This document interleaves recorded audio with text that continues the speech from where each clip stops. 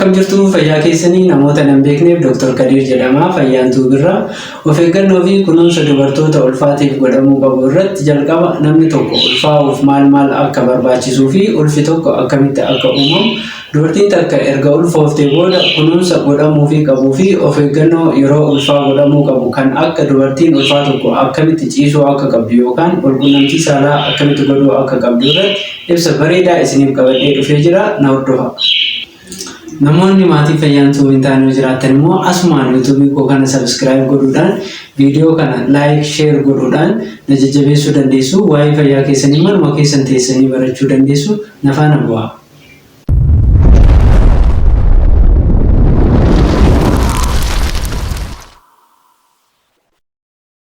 Duraan dursee namni tokko ulfaa'uudhaaf yookaan daa'ima argachuudhaaf ulaagaa maal akka barbaachisu yoo ilaalle jalqaba irratti hanqaaquun dubartii qophooftee gara ujummoo gadaamessaa faaloopiyaan tuub jedhamutti seenuu qabdi.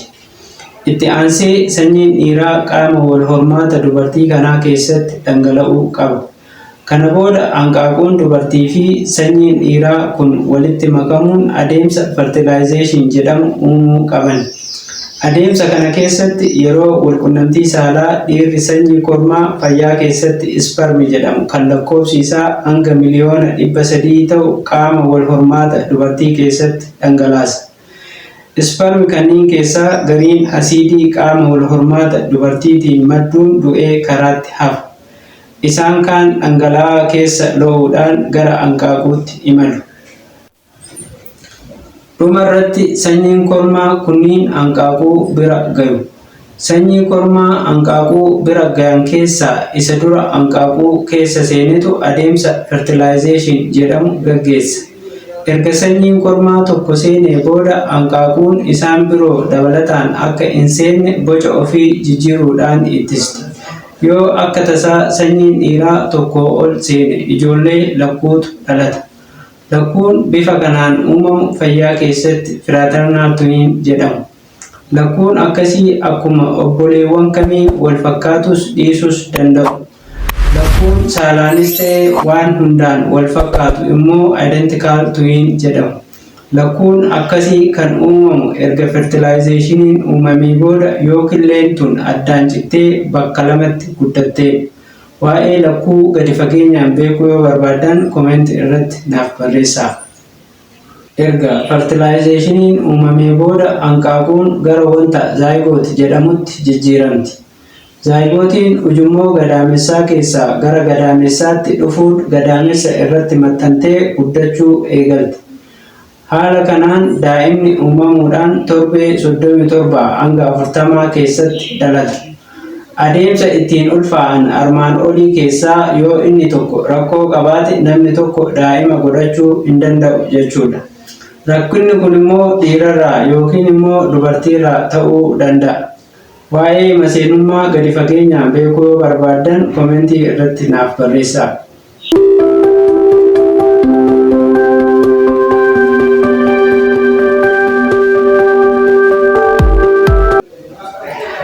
Itti aansee immoo kunuunsa dubartii ulfaatiif godhamuu qabu tokko tokkoon yoo ilaalle dubartiin ulfaa takka kan yeroo ulfaan dura caalatti nyaata madaalamaa barbaaddi.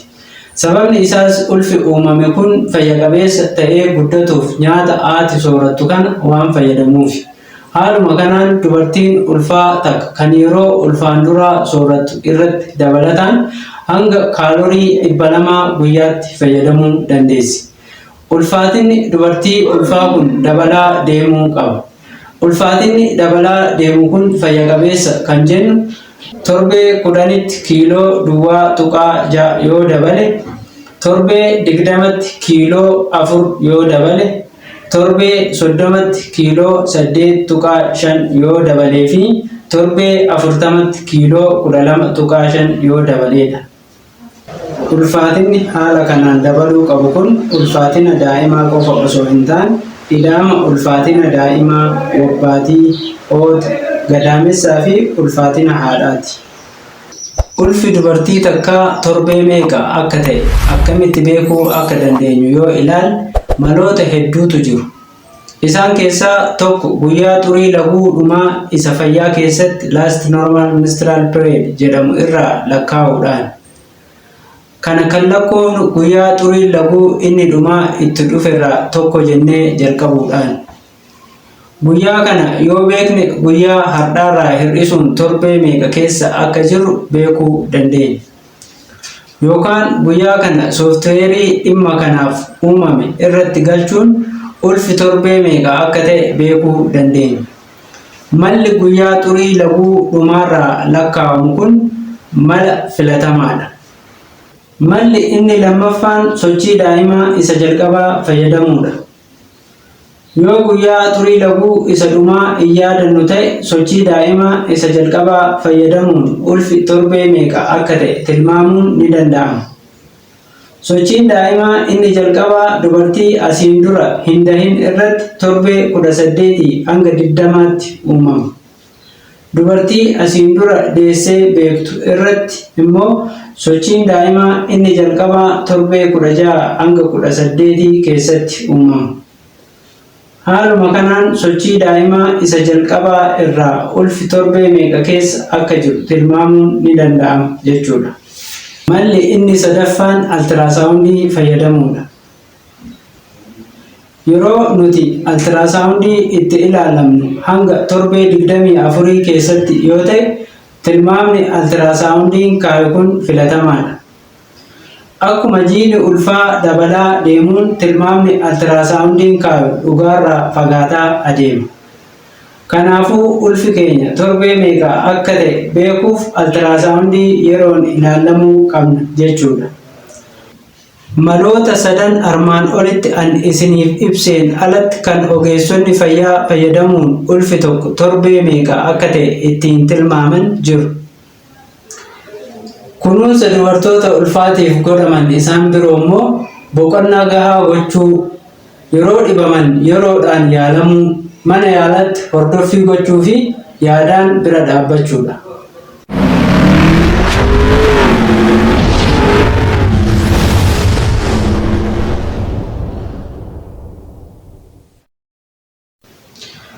Inni biraa immoo mallattoolee ulfaan wal qabatanii dhufan akkamitti manuma keessatti ittisuu fi to'achuun akka danda'amu tokko tokkoon yoo ilaalle, jalqaba irratti mallattoo lolloojjessuu yookaan haqqisiisuu ittisuudhaaf manuma keessatti jinjibilaa fi vaayitaamin B6 fayyadamuun ittisuu ni dandeenya. Inni lammaffaan gubaa lapheeti. Mallattoo kana ittisuuf nyaata yeroo nyaannu yeroo tokkotti nyaata baay'ee nyaachuurra nyaata xixiqqeessinee irra deddeebinee nyaachuutu irra filatama. Inni biraa immoo sijaaraa aarsina yookiin alkoolii dhugna yoo ta'e wantoota kanneen dhaabuu qabna. Karaa biraatiin immoo yeroo rafnu siree keenya karaa mataatiin xiqqoo ol qabuudhaan gubaa laphee kana ittisuu ni dandeenya. Inni sadaffaan immoo dhukkubbii dugdaati. Dhukkubbii dugdaa ulfaan wal qabatee dhufu kana hir'isuuf sochii qaamaa itti fufaa ta'e hojjechuu qabna. Inni biraa immoo qabattoo dugda nuuf qabu fayyadamuudhaan dhukkubbii dugdaa kana hir'isuun ni danda'ama. Mallattoo inni afuraffaan gogiinsa garaati. Gogiinsa garaa kana ittisuuf soorata akka raafuu, maangoo, appilii fi avukaadoo fa'a fayyadamuu, bishaan gahaa dhuguu, nyaata coomaa fi zayitni itti baay'ate hir'isuu fi yeroo mana fincaanii itti fayyadamnu sa'aatii wal fakkaataa irratti of barsiisuudha. Walumaa galatti mallattoolee ulfaa armaan olitti isiniif ibse kana haala isiniif ibsame kana gootanii yoo isin dhiisuu dide mana yaalaa dhaqxanii ilaalamuu qabdu.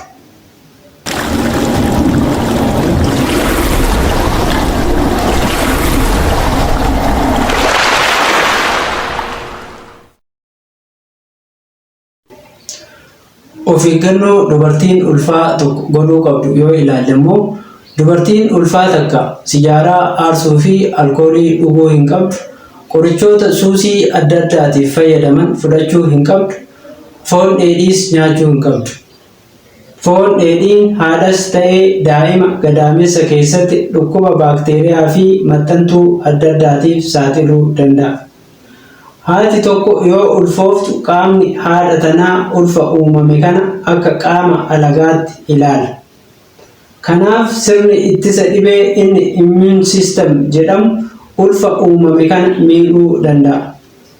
Kana hambisuuf uumamaan haati tokko yoo ulfoofte dandeettiin dhukkuba ofirraa ittisuu qaama ishee ni hir'ata.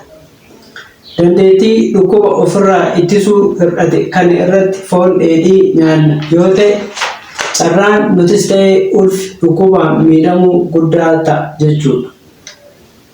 Fakkeenyaaf haati takka sababa foon dheedhii nyaatteen dhukkubni toxoplasmosis jedhamu yoo qabe miidhaa dhukkubni kun haadha irratti geessuun dabalataan gadaamessa keessatti daa'imatti darbuun daa'ima kana hanga dhalate boodas miidhaa akka ija jaamsuu, gurra duuchuu fi guddina daa'imaa irratti rakkina fiduu danda'a. Maxxantuun toxoplasmosis gondii jedhamu kun balfa adurree keessattis ni argama waan ta'eef mana dubartiin ulfaa jirtu osoo adurreen jiraachuu baattee filatamaadha. Of eeggannoo dubartiin ulfaa yeroo ciistuu fi walqunnamtii saalaa godhuu qabdu yoo ilaalle immoo dubartiin ulfaa takka erga ulfooftee torbee 28 hanga geettutti akka nama kamittuu rafuus walqunnamtii saalaas godhuu dandeessi. Torbee 28 booda immoo yeroo raftus ta'ee yeroo walqunnamtii saalaa gootu dugdaan ciisuu hin qabdu. Sababni isaas qaama keenya keessa lafee dugdaa fuuldura ujummoo dhiigaa gurguddaa lamatu jiru. Fayyaa keessatti aortaa fi veenaa kaavaa jedhamu. Faayidaan hidda dhiigaa kanneenii dhiiga onneerraa fuudhanii raabsuu fi dhiiga qaama keenya keessa erga faca'ee booda walitti qabamee dhufu gara onneetti deebisuudha. Ulfi uumame dhangaa nyaataas ta'ee oksijiinii kan argatuu fi xuraawaa of keessaa kan baasu karaa ujummoo kana lamaaniitiin. Dubartiin ulfaa takka erga ulfooftee torbee 28 booda yoo dugdaan ciifte gadaamessi ujummoo kanarra ciisa waan ta'eef dhiigni ujummoo dhiigaa kanneen keessa yaa'u ni hir'ata. Kun immoo dhiiga qaama keenya keessaa gara onneetti deebi'u hir'isa. Yeroo kana haati mallattoo akka dafqisiisuu, dhiibbaan dhiigaa gadi bu'uu, dhahannaan onnee hir'atuu fi haqqisiisuu fa'a qabaatti. Kun immoo fayyaa keessatti supine hypotensive syndrome jedhamuun beekama. Rakkina kana ittisuuf dubartiin ulfaa tokko yoo ciiftu dugdaan osoo hin taane cinaatti ciisuu qabdi. Karaa bitaatti digirii 15 dugdarraa achi jettee ciisuun filatamaadha. Karaa biraatiin immoo teessuma mirgaa jala waa kaayuun akka asirratti argitan kanatti fuulduratti achi jedhanii ciisuun ni danda'ama. Sababuma armaan olitti ibsame kanaaf yeroo walqunnamtii saalaa dubartiin ulfaa torbee 28 booda yeroo dheeraa dugdaan ciisuu hin qabdu. Kanaaf yeroo akkasii dhiibbaa walqunnamtiin saalaa gadaamessa irratti uumu hir'isuuf karaa duubaatiin osoo ta'ee irra filatamaadha. Waan hagammaan waliin turtaniif baay'ee galatoomaa. Namoonni maatii fayyaantuu bintaanii yoo jiraatan immoo asumaan yuutuubii koo kana subscribe godhuudhaan na jajjabeessuu dandeessu. Waa'ee fayyaa keessanii manuma keessan teessanii barachuu dandeessu. Odeeffannoon kun immoo maatii hedduu fayyaduu danda'a waan ta'eef share gochuun dagatinaa. Fayyaa ta'a.